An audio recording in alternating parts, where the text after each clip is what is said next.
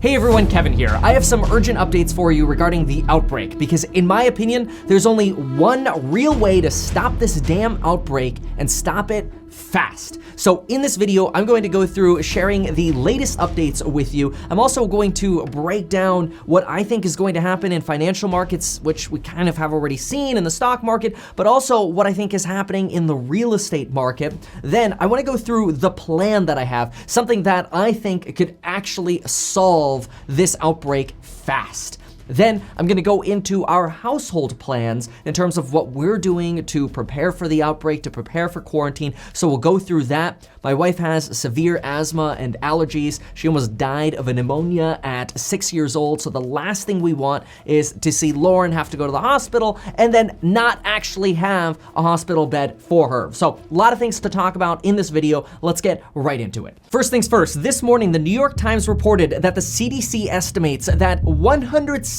to 214 million Americans could become infected, and that 200,000 to up to 1.7 million in a worst case scenario could die from this outbreak. And it's not only because of the individual mortality rate for the actual virus, but a lot has to do with the strains that this outbreak is going to put on our healthcare system. Keep in mind that even at the low worst case scenario of 200,000 deaths estimated by the CDC in America, that's 4 times the amount of deaths that the common flu causes.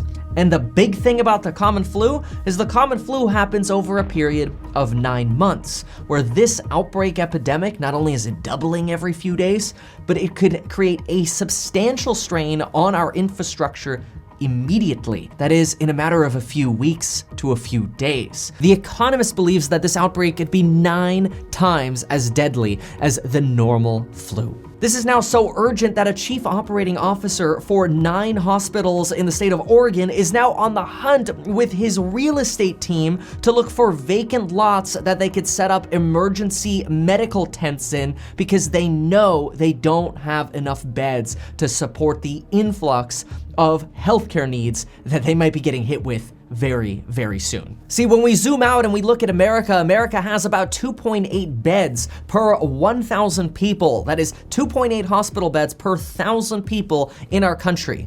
For a modern country, this is extremely low. Italy has 3.2 beds per 1,000, China has 4.3 beds per 1,000, and South Korea has 12.3 beds per 1,000 people. We're a modern country, yet we're least equipped with medical equipment like emergency ventilators, the staff, the beds, and the space to handle this kind of outbreak in a short response period of time. Now, initially, when I've been thinking about this outbreak, I've been thinking to myself, I'm overall a healthy, knock on wood, 28-year-old dude, and I should be okay. I've had the flu before, it sucks, but I'm mostly worried about people with underlying health conditions like Lauren, who's 29 and has an underlying pre-existing condition. But then I came upon this information that says 10 to 15% of people who get this virus are getting hospitalized. That makes me think that there's a good chance, even if you survive,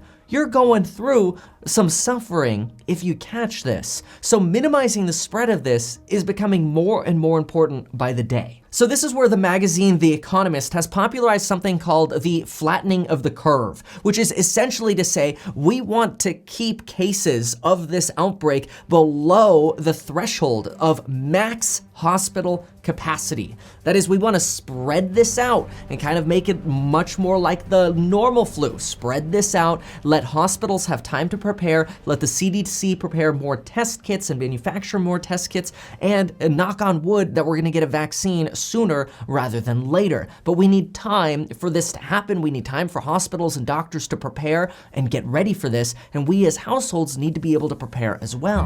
Unfortunately, 78% of Americans don't get paid sick time, which is absolutely unacceptable, because guess what we do as Americans? When we have bills to pay, which we've all got bills to pay, we go work. That's what we do. If we need to take on a second job, we need to take on a third job, we do what we have to do, not only to survive, but to pay our bills, because we're not deadbeats. Unfortunately, that means more and more of us might be tempted to go to work with a slight cough or some slight symptoms like got a runny nose. Oh, no big deal. But then, oops, I accidentally scratched my nose, and now all of a sudden the entire staff in the office is affected by this outbreak a week to 2 weeks later. This is a problem. And so I have a potential solution. When we look at households, we see that generally our biggest expenses are housing and debt. Things like cars, things like credit cards, student loans. And so my potential proposed solution, which if our country implements this, I think could solve this flattening of the curve. We need a 2-month debt holiday. Rather than just issuing tax credits to small businesses or talking about payroll taxes or, Nancy Pelosi talking about more sick pay, I don't care if you're blue or you're red, you're Democrat, you're Republican, I really don't care.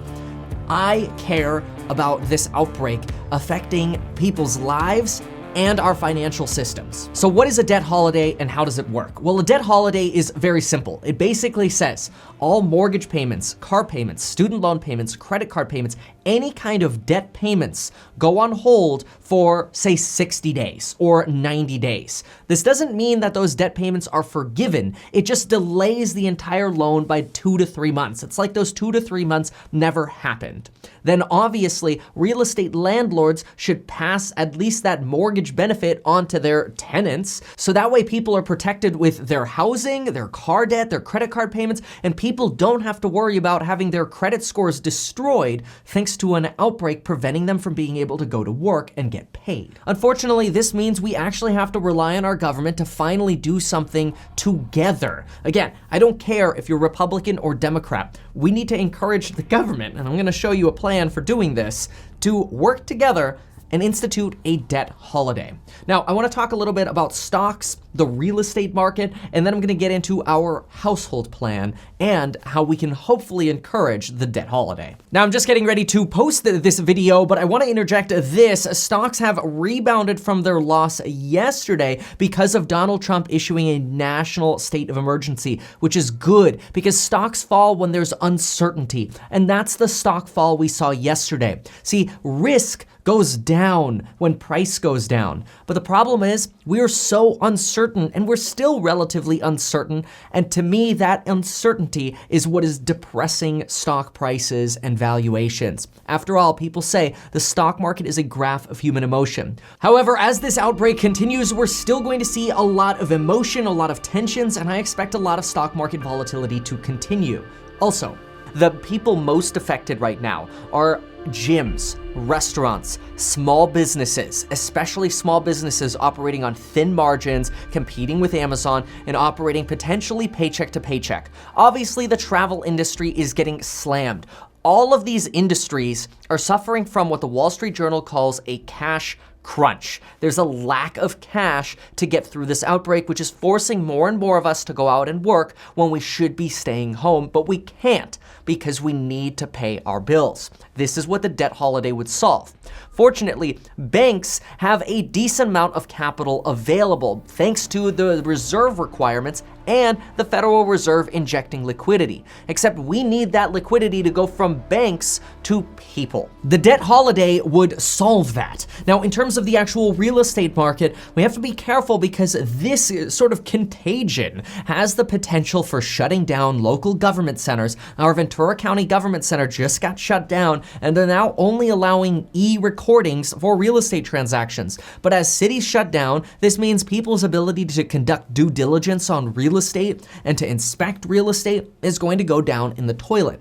In my opinion, we're also going to see substantially fewer remodeled properties selling, which means the properties that usually create values in our neighborhoods won't be on the market because people don't want to put a house on the market and have strangers walking through their house during an outbreak. This totally makes sense, which unfortunately means we'll probably just be left with the fixer-uppers and the sales that have to sell. The downside of this is we're only going to be left with lower comps, which could mean real estate prices in the short term soften.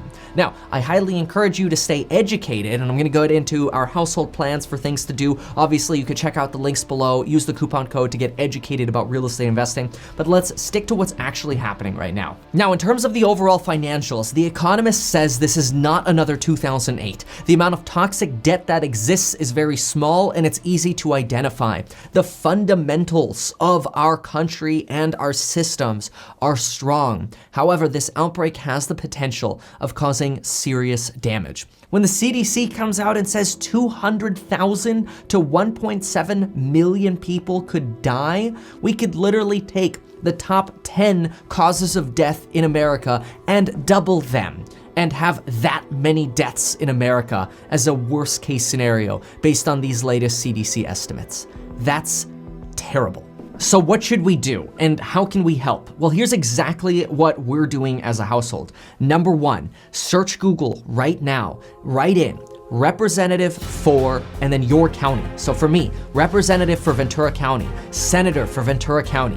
Go to those people's websites and send them a public inquiry. I recommend putting little asterisks in the subject line and writing, "We need a debt holiday." Literally send that and say, we need 60 to 90 days of debt payments frozen. This is gonna trickle down to renters as well, and this is going to be what flattens the curve. Tax credits for businesses and like payroll taxes, to me, that stuff is way too little action. And I'm not being political here, both sides are talking about that stuff here, so this is not political. I'm saying as a total, we need a much more substantial compromise from our government to flatten this curve realistically. Now, what should you do in your actual household after you send this email? Number one, I'm not encouraging you to run to Costco and get toilet paper, though none of us want to be without toilet paper. However, I do encourage you to think about your family first. We have to prepare. We have to stock up on cans of beans, rice, pasta, oatmeal, nuts. I mean, I get all sorts of nuts, cashews, peanuts. They're like $2.30 for a thing at Target. Stock up on these things. Also, I recommend stocking up on things like books, video games, things that you can do at home to stay entertained. Obviously, educational content, courses online. You could blog. You could do a lot of things during the stay-at-home period that there's a good chance we might all be stuck with very soon. Now, I just wanna make a note. I'm obviously very aware that by me encouraging, hey, you should go stock up, that means stock at local grocery stores will go down. But let's be real here. This is a capitalist economy, which means we vote with our dollar. If we don't stock up, somebody else will. That's how it works. I'm not perpetuating you go steal everything or go buy everything. You get reasonable preparations, but to not prepare is a massive mistake. Get supplies. And just so you know, in terms of morality, this has all already been debated. It is okay for you to prepare. That is how our country works. I've read all sorts of opinion articles on this to say, don't prepare because that eliminates stock. No. That's not practical. Now, if we do get sort of en masse quarantined and we have to go outside, I recommend that right now you stock up on a very basic, at least for one person in your household, stock up on a P100 respirator. These are still for sale online. A Tyvek suit and some nylon gloves. You can tie up your gloves onto your Tyvek suit with some tape, like duct tape. So if you don't have duct tape, get some of that. Little booties, tape these things up. Get yourself a respirator and some gloves, and obviously some kind of eye protection as well. They have full face respirators, but these are a little bit more expensive. They're usually, instead of $20 for a P100 respirator, you're closer to $130. Make sure you get an all-purpose style respirator. Now, obviously, don't sue me, bro. I'm not a medical expert here. This is just me, my opinion, what our country needs to do, what we should be thinking about as a household, what I'm seeing happening in the market, and my expectations. Well, I guess expectations I'll talk about right now. Overall, we're going to get through this. I know that. And I know a lot of things feel really panicky and anxious right now. I feel it too. Like when I go to bed, I sit there and I read the New York Times, the Economist, the Wall Street Journal, the Washington Post, the Financial Times, the BBC. I'm reading everything because I want to know so I can provide this information to you. And this is the synthesis of everything that I'm reading and understanding. We need massive action to be able to flatten this curve realistically, which means we have to reach out to our government officials and send that email. So ordinarily, I'd say check out my courses below and get your 2 free stocks with Webull down below, which is apparently now ending on March 17th. But instead today, I want to end by encouraging you to send that email. By the way, I recommend you start with your representatives. Your representatives are meeting today. The Senate is meeting next week. But both of them, just copy them on the same email. It doesn't matter. Get these emails out. You can send them to our government officials at the county level, at the state level as well. But the federal government right now, House and Senate, those are, in my opinion, right now, the most important. Thanks so much for watching. Stay safe, and until next time.